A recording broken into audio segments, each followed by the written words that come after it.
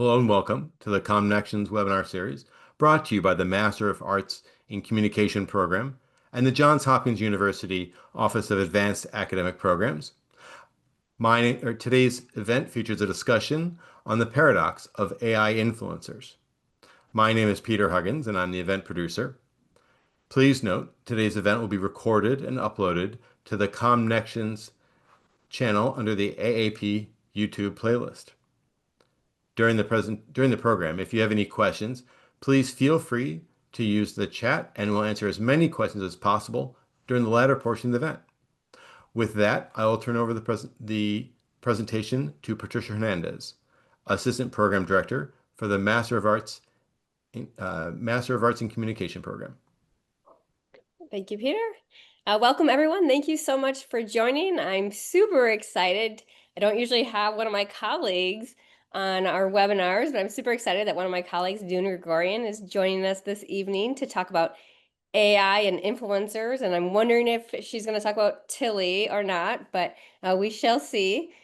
She is the program coordinator and also a senior lecturer. So Nune, I'll let you take it away. And as Peter mentioned, we will be open to questions at the end, so feel free to type them in the chat box and I'll make sure to read them out loud and we get to everyone's questions at the end. So thanks again, and I'll turn my camera off and turn it back on for the Q&A. Thank you, Peter, and thank you, Patricia. And hi, everyone. Good evening. Thank you for joining us. As I was introduced, I'm Nune Grigoryan. If you're a student, you know me as Dr. G.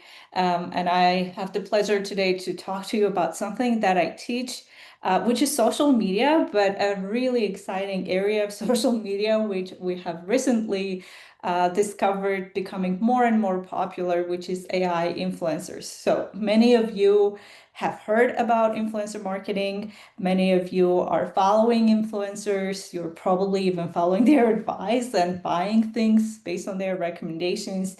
And I don't think a lot of people know that these days, one of the emerging trends in this area is that in addition to human influencers, we also have AI influencers. So I'm not going to hold us back. I'm going to share my screen for just a little bit to share with you a couple of examples and give you an idea about what is an AI influencer so we can all have a better understanding of what we're talking about today.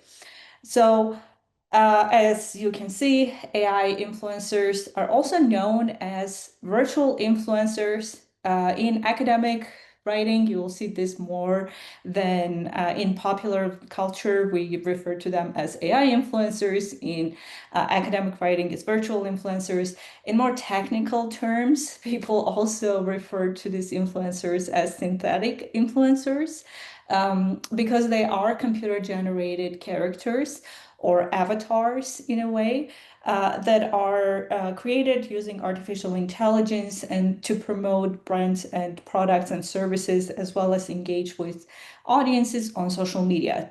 So very similar to human influencers, their goal is to mimic the human behavior, mimic human emotions, look sometimes, and I'll talk about that, sometimes like humans, sometimes they take other forms. But basically, the idea is to create emotional connections because we know that influencer marketing works through emotions. Generally speaking, social media works through emotions. So short thing to remember about AI influencers is that they are computer generated. They're not real people. There are typically three categories or types of AI influencers that we deal with right now.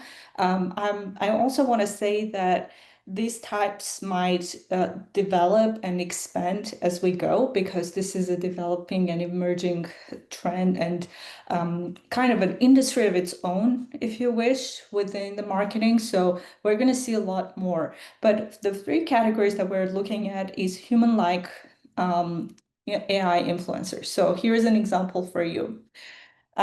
This is Bermuda, and she, as you can see in her bio from her Instagram page, she's a robot. She has 211,000 followers. She has highlights and stories. She looks like a human. She has features like a human. And you can see even like the body gestures and the look in her eyes. All of that is designed to mimic human. And then we have another example here. This one might be more familiar to you because she is by far the most well-known influencer, Lil Michaela, who has 2.4 million followers. She has one of the largest profiles or portfolios for brand collaborations. She has worked with Samsung Galaxy. She has worked with many well-known brands. And basically, as you can see, she's also very human-like, and her facial expressions as well as videos portray exactly that. However, just like the previous one, her bio also mentions that she's a robot or she's not a real person. The second type, or here is another example. And this person has 160,000 followers. If I didn't tell you that this is a AI influencer and I shared a link with you, you went to their Instagram profile, you would not be able to tell just from looking at the pictures that this was an AI because it's so realistic. I do want to mention though that they have a collaboration with Michaela. So sometimes these AI influencers, just like human influencers, they do collaborations and endorsements of each other. Here is another human-like influencer. She is from Morocco, and you can see that she presents that culture and the dress up,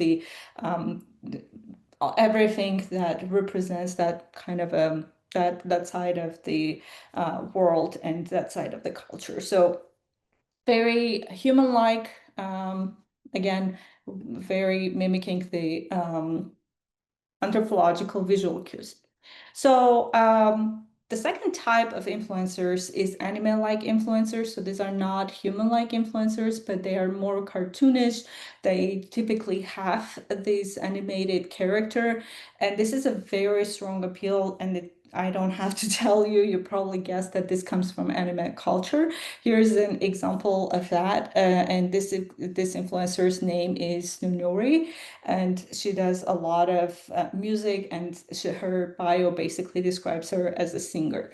And you can see how that she gets pretty decent engagement in her posts. Then in addition to those, we have non-human AI influencers. So this is the third type. We have human, animal-like, and then non-human, and they can take different forms. One of the popular ones is Be-Influencer. Be-Influencer has 209,000 followers. Their posts are quite diverse, but they range in terms of the promotion and also trying to promote the bee saving as part of the environmental climate action that we're seeing as generally in the culture. And also Janky, he is also a non-human influencer, but he does a lot of posts where he collaborates or like he's posing with humans, and then does a lot of brand collaborations. And he has or they have, or it has at this point, it's hard to tell, but it has close to 1 million followers. So I will stop sharing for a minute because I want to talk about, and I'm happy to share some other examples as well. I see that we have a question. I'm going to leave it to the end so we can have a conversation about it. But thank you. That's great that you're already starting to ask questions. So let's kind of go back a little bit in the history to understand why influencer culture is so prominent, and then why AI influencers are becoming such a big part of our culture. And from there, we'll talk about some practical implications for this. And one of the things that fascinates me in our field is to look at the history of how something emerges and the interdisciplinary nature of communication. And when you look at it, influencer culture goes back in its roots to celebrity studies and celebrity culture. And then that goes back in cultural anthropology to show where did we start with this fascination of other people and other like how did we give them this power to influence us in different ways. And it goes back to religion.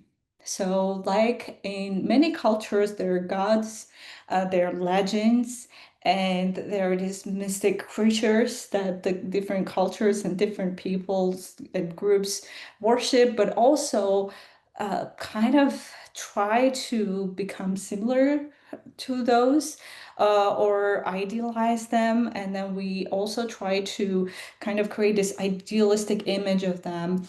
And there is a paradox because we both understand that we cannot be as ideal and perfect as the gods that we create, but at the same time, we're kind of striving to be similar or striving to have that image also, or is this sort of the aspiration?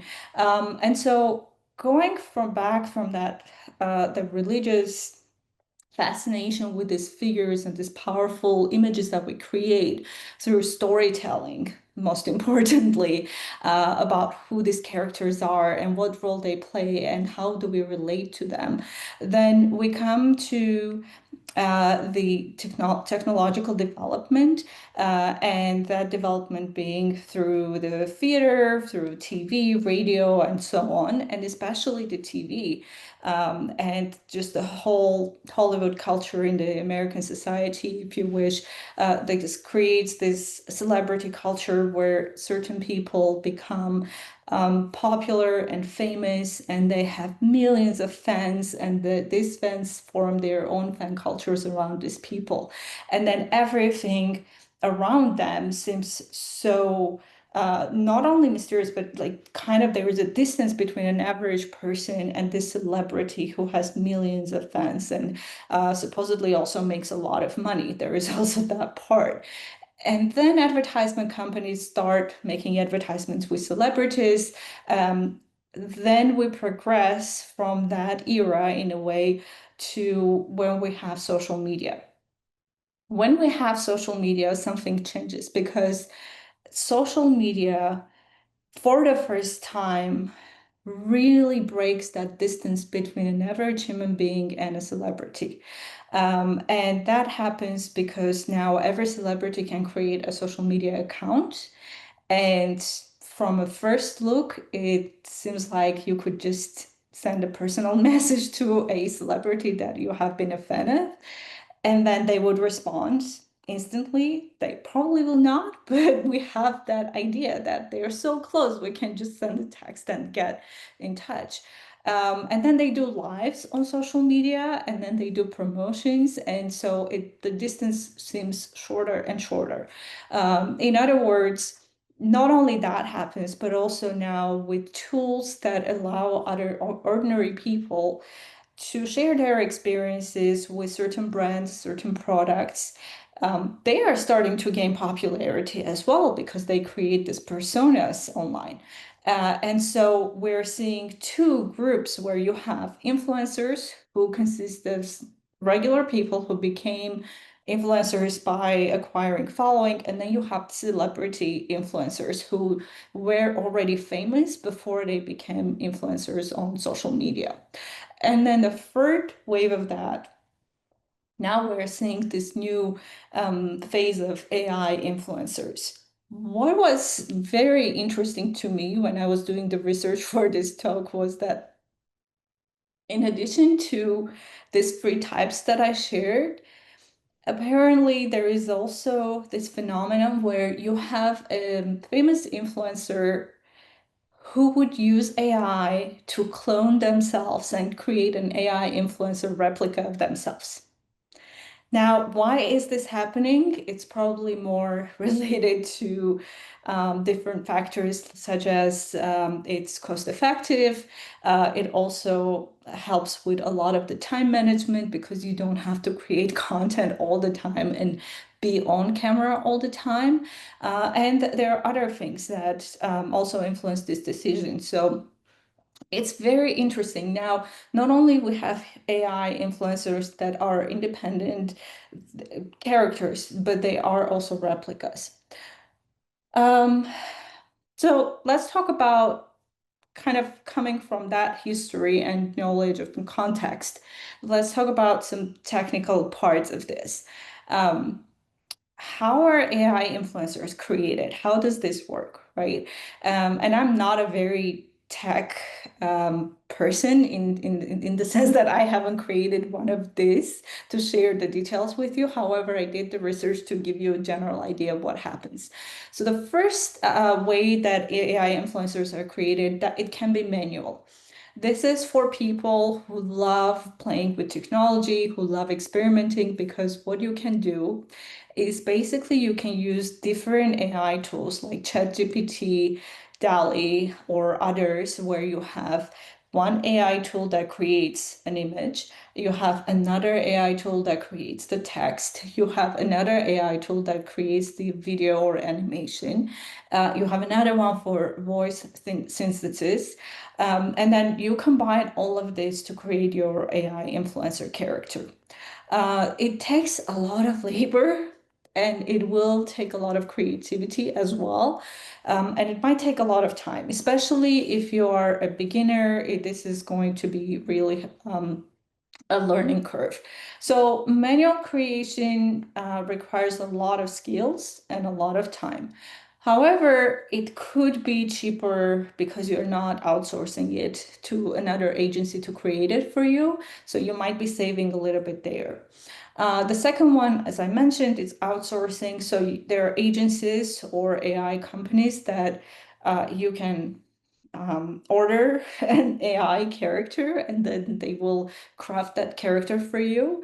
And then that's basically you're buying that character from that agency. It can be very expensive. It can be tens of thousands of dollars.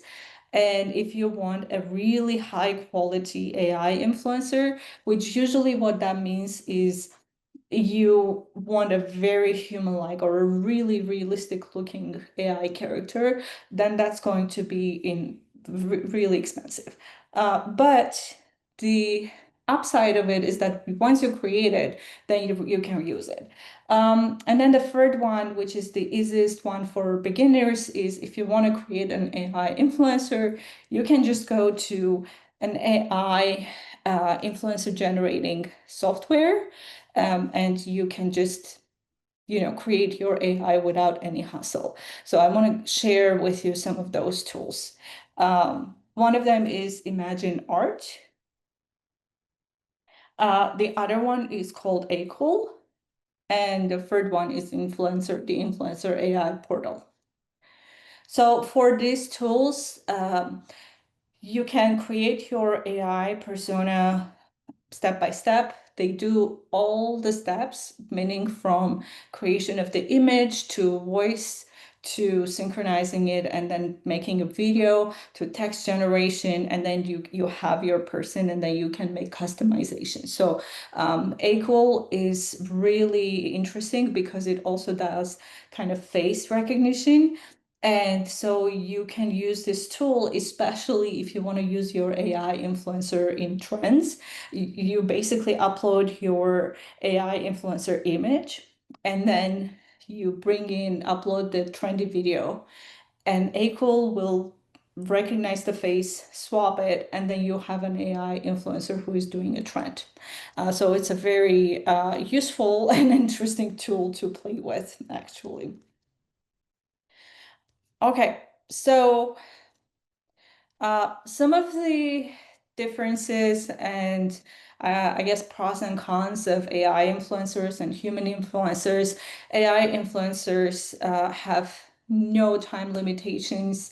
no physical constraints as compared to human influencers. You have to fly them to a certain location to do a photo shoot, or they have to be in certain location because that's where their base is, where their audiences are, if we're talking about geographic endorsements.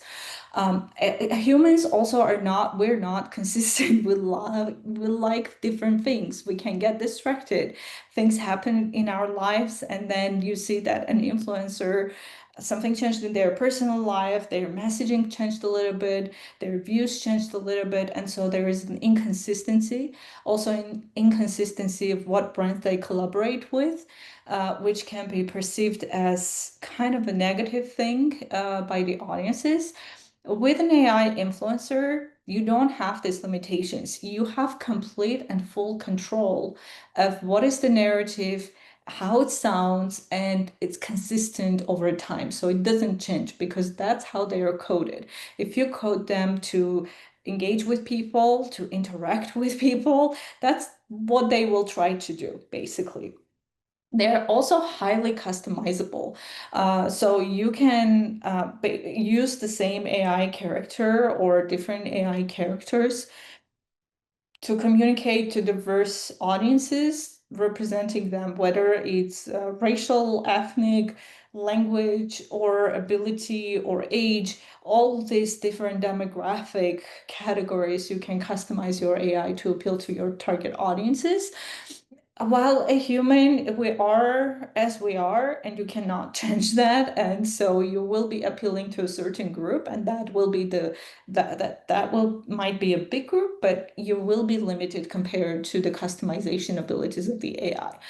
The biggest downside of AI is that, you guessed it probably, people don't think of them, they don't perceive them as authentic. So when you lack that authenticity, people's trust also goes down, while a human is more likely to be seen by other humans as authentic. It's just like we're social, and that how we build relationships influences how we see AI versus a human influencer. And then, of course, with AI, there are a lot of ethical concerns. This is because it's so new. We have so many legal questions about the AI use for influencing. We have so many additional concerns, such as what is the AI footprint on the environment, and then what are the disclosure regulations? How about AI is trained based on language, and what exists on the net already?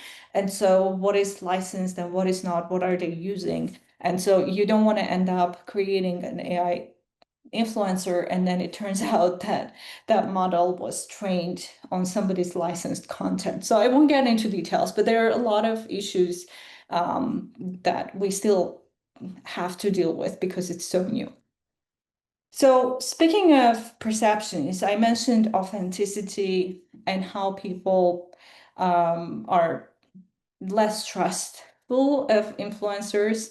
And there is some research that I looked into it to see, well, where are we with this, right? Like, how are the audiences perceiving all of this? Because it can be really exciting for companies to jump on this innovation and become one of the early adopters. But are people reacting to this in a way that is helpful for the brands? So after this perception section, I will also talk about some best practices. What research shows is that people are open to follow AI influencers as much as they are open to follow human influencers. So when it comes to following, they have zero problem. Like, they are very open. However, there are differences in terms of if the AI origin is disclosed. For instance, if, like the examples that I showed you, it says that it's a robot or it's a virtual character, then people's perception starts changing, and they see that influencer is less human. And then their attitudes towards what action they take next might change as well. So, so when it comes to following, everything is the same. Interestingly, also when they get personalized branding messages and recommendations from an AI influencer, people are quite open to it, even if they know that that influencer is a virtual one. But this also changes depending on if I perceive the AI is more human-like, then I'm more likely to follow and then trust them. However, if I see that there is more threat coming from this AI, like threats can be of different natures, then the perception starts shifting to more negative attitudes towards the AI. So it's still early stages of research too. So we're getting a little bit of a glance, but not, we will see a lot of changes in that as we go.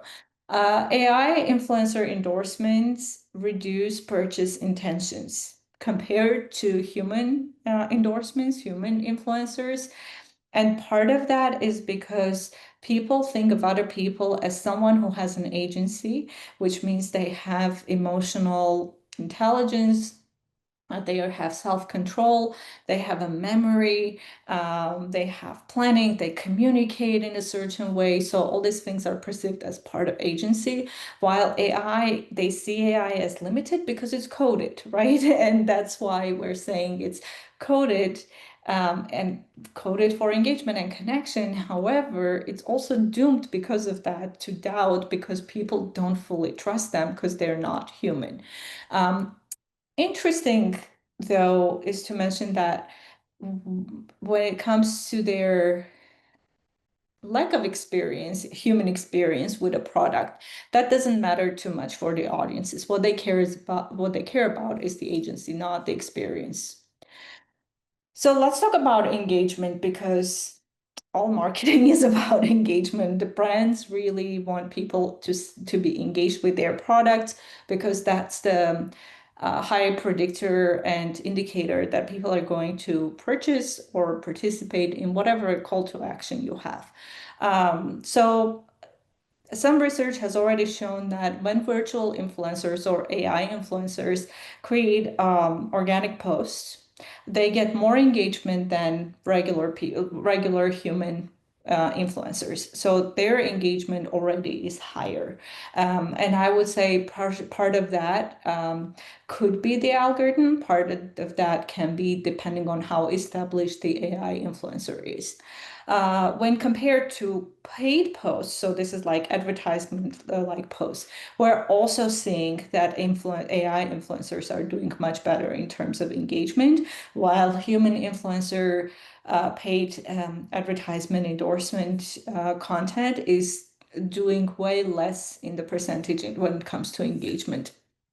And then when it comes to lesser known brands, smaller brands that are not very popular, interestingly, their virtual influencers are also doing surprisingly greater, they're getting greater engagement rates than the human influencers do.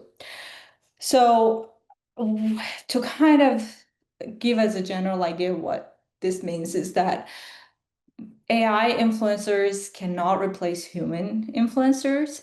If brands want to use AI influencers, it has to be a mix of using AI and human influencers as a mixed strategy. Also, we need to know that because of the perception of AI as less authentic and having less trust, people are we kind of perceive them as less.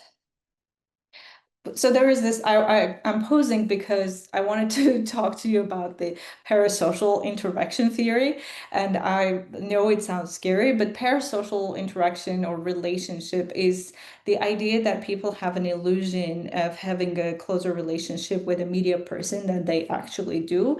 And with AI influencers, we have a weaker parasocial interaction than we have with human influencers. Why this matters is because our perceived relationship relationship influences whether we purchase something or we don't. So putting all of everything that you have on the stake for just going with virtual influencers because they have these advantages that might backfire down the line. So I know we still have just a little bit more time, so I want to share with you some best practices, and maybe we can then switch to Q&A. When is it a good time to use AI influencers? For instance, if your company or your organization wants to increase word of mouth, and wants to participate in trends to increase your visibility, virtual influencers are a great tool for this kind of a goal. So anything awareness level, virtual influencers look to be very effective at that, in that level. For micro targeting, so let's say you have a brand that has a very niche audience or a product or a service, again, using virtual influencers is going to be highly effective. In fact, research shows that for those audiences that are looking for unique products or uniqueness from the brand, those are more open for AI influencers. This could be the reason why most of the companies and brands that are using virtual influencers are the well-known luxury brands, because they have very niche audiences, so it works with them.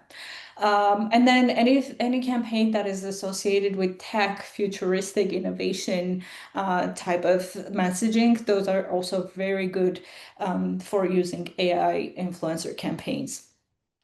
And then again, there has to be a balance though, because just simply relying on AI influencers, that will not be successful for your brand. And they cannot replace humans, because you're still going to need your creativity, you're still going to need the context knowledge and the emotional intelligence that people bring into this practices. If your company, your organization decides to work with AI influencers, what are the best strategies, right? One of the best strategies is to make a persona that has some kind of a story.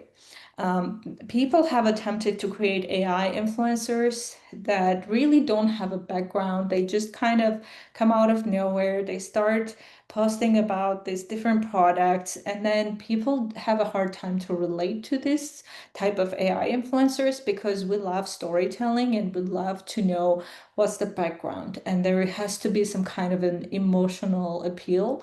So creating a persona, for instance, having a bio section where you talk about what's the origin, maybe having a real short video where the AI influencer introduces themselves and tells the story where they came from.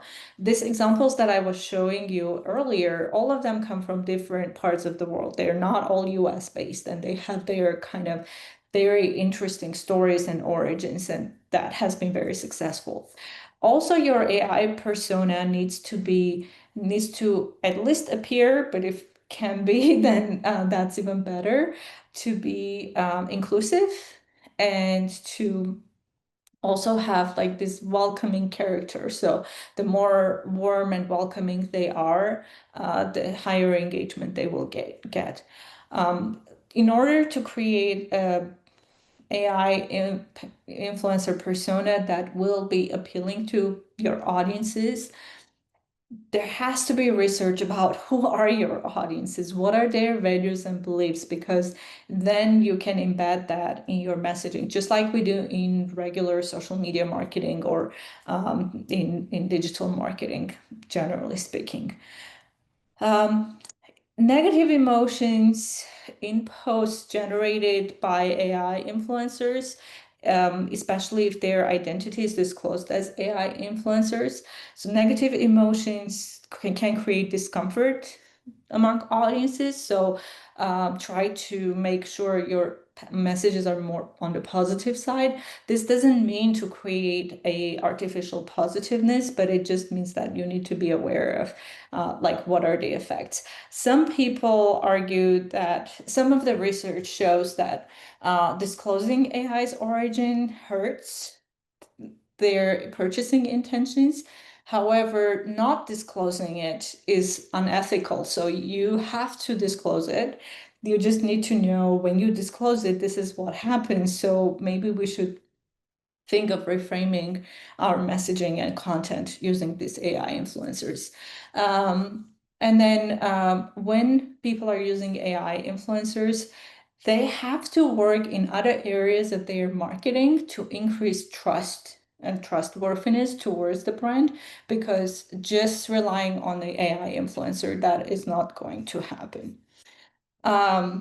Final kind of what works really well right now from the industry, not academia, but an industry advice is that when you create an AI influencer, a huge part of the content with them has to be short video. And that makes sense because all of the social media platforms these days, they prioritize short video. So if you can create effective videos that show that personality of your AI influencer, they have that warmness, that have the diversity and inclusivity, then you're going to see a lot more effectiveness in their performance. And then you can fill in the gaps with the human influencers and collaborations. I will stop here, and we can probably switch to Q&A, or however you want to take this. Okay, great. Thank you. Well, we'll start with our first question from Jason. Do AI influencers convert viewers to customers? Is there any data on that? There's a lot of monetization. It depends on how effectively companies use AI influencers, but yes, they do turn just followers into customers because, as I said, like especially in unique and niche audiences with those, they definitely, the brand collaborations are bringing in a lot of money. We don't know, we don't have quite the statistics of how many people turn from a follower to a customer. Like we don't have the conversion rate numbers, but we do know that that is happening. Great, thank you.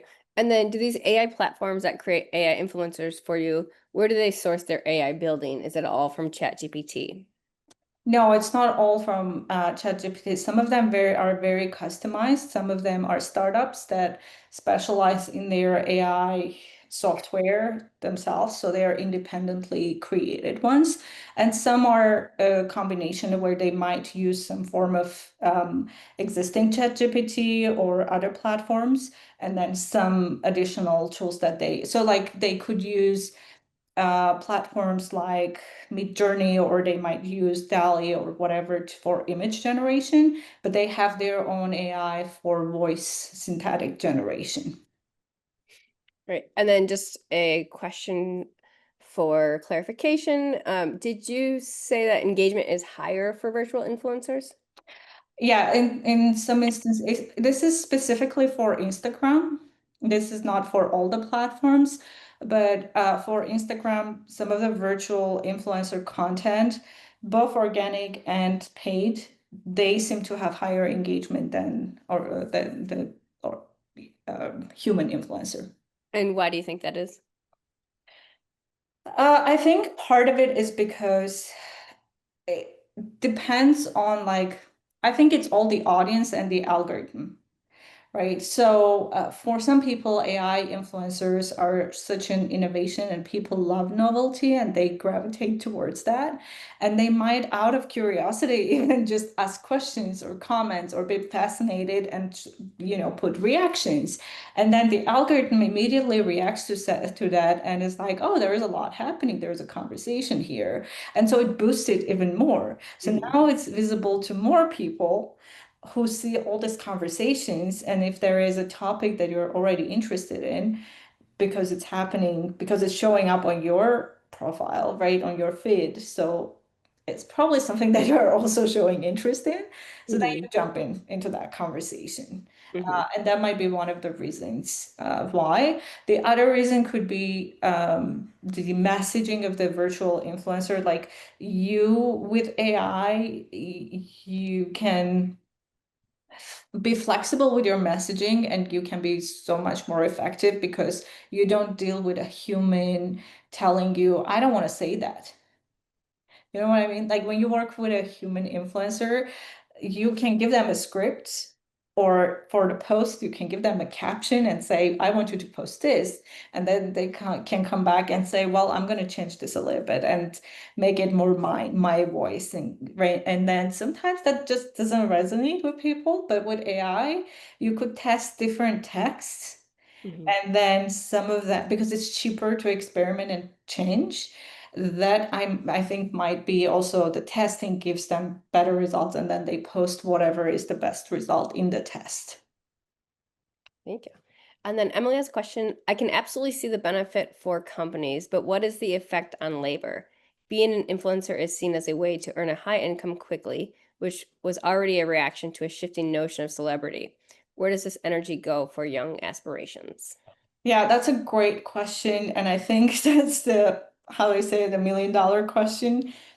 We are seeing that this is going to disrupt the influencer marketing for in terms of labor for sure, because if companies can pay less and get more out of the AI influencer, because you can get unlimited amounts of videos, like a package of videos from them for $5,000, $10,000, but you're not going to get that from a human influencer because they're going to charge you by post, and that's going to cost you. We're going, we're still seeing that like dynamic. However, with that said, so we're also seeing that like research shows, they're AI influencers are not replacing human influencers because it's still not as effective for companies to say we're completely going to drop our human influencers and completely move to AI because it saves us money. It's not happening. And even with AI influencers, you're still going to need the creativity of the human influencers to kind of come in. So I think there will be some disruption, but it's not as massive yet. And I can't predict the future, but with any technology, it's also could be, it's not as disruptive because this technology is a little more advanced. So not everybody can create AI influencers, and it's not that cheap. So it's not massive yet. So down the line, we have to see it as an aspiring creator. Maybe if you're thinking about this, I don't think people should say, no, I wanted to become an influencer, but now there is AI, so I'm not going to become an influencer. There will always be jobs for human influencers, but then your probably trajectory is going to be, I might have to collaborate with AI influencers, or I might, as an influencer myself, as human, use AI influencer parts in my creation because that will accelerate some of the creation work. I'm just gonna piggyback off that question with a couple comments and thoughts. So I've asked my students. I teach public relations this semester. I've asked my students if they would follow an AI generated influencer. Not one of them is well, not one of them said they would. Mhm. And then also Vogue has gotten backlash from using an AI generated model on their cover of the Vogue magazine. And then, as I mentioned in the introduction, the completely AI generated actress, who some people are thinking about signing them on a contract. The celebrities, powerhouse celebrities, are saying if they sign on with her, we're going to drop you as an agent. So, Mhm. Emily, to answer your question, definitely AI influencers are not going to take over. The At the heart of influencers is about authenticity. And so I'm definitely not the target audience for AI influencers, but they're out there. So there's a market for it and there's a niche Mhm. for it. Yeah, so those are just a few comments. So we have another question. From Jason. So human-like is more favorable, but there's also uncanny valley. How do you develop human-like influencers that don't trigger that response? Will uncanny valley eventually expire with exposure? That's a great question. I think we cannot really answer that question without, like, at the present moment, we just don't have enough data and research to answer that, really, because we're at an experimental stage with something that is very, very new. We're just navigating it. And we would have to just see, like, I wish I had a better answer, but really, we just don't know yet. And then another question for companies interested, do you think there is a first mover advantage to develop their own virtual influencers, or is it better to see more research in the market first? It's so early for this. I feel as though attitudes towards AI might be detrimental towards the overall brand. Mhm. Yeah, it definitely depends on where the brand is in their marketing efforts and recognition and financially. Like, can you afford it? Do you have the resources to create an AI influencer and then to run it? Because it can be really costly. Just the first creation, it will save you money down the line. But then do you also have the human resources to keep that thing running? Right? So it's a contextual thing depending on where it is. But also it's one of those things that if you don't jump into that trend early on, later it might be too late. Then the market is saturated, and then your competitors are already doing it, and then you're behind. So I think it's going to take some research internally and externally and say, okay, what are the pros and cons for us to start it right now?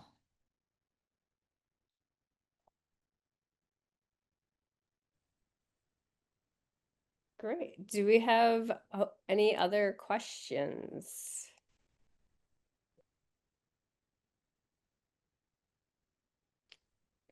Do you have any last minute comments, Dr. Grigoryan? I think it goes back to Emily's question about future creators and future influencers. I would say that again, just like to reiterate what we both said, if you want to, if you're passionate about it, it's still a huge industry to make money. And the future in any industry is going to change, and AI is going to influence many, many fields, including this one. And we shouldn't look at it as a threat in that sense, because there is just a huge human component in this that you cannot underestimate. And the other thing I would say is my concern for the as this becomes more and more mainstream, let's say, we have to be really careful with the ethical issues, not only being transparent and disclosing and being careful about what it does to other people's jobs, but also, like, AI requires a lot of energy, and we know it leaves a footprint, a huge footprint in terms of the environmental issues. So this is definitely not this at this point. It doesn't seem like it's a solution towards the climate change problems. It's more of a tool that is going to contribute to it more. So as much as we encourage using this and experimenting with it, and we're seeing this more and more popularization of actors, or especially with video and such sophisticated AI technologies that are more realistic, the energy consumption and data centers and all of that is becoming more of a problem. So as you know, professionals in that field, we also need to think about what larger impact does this leave, in addition to how this affects the customers as purchasers or people who take action that we ask them to, but generally as like where we live and what would happen, you know. Mm-hmm. Yeah, absolutely. Well, thank you so very much for your talk and your time this evening. And thank Pleasure. you for all that joined and for the thought-provoking questions, and I really appreciate it. And stay tuned. Our next Connections is just a few weeks away, so hope to see some of you there. And everyone have a great evening or morning or wherever you are, afternoon. Thanks again. Thank you. Thanks, everyone.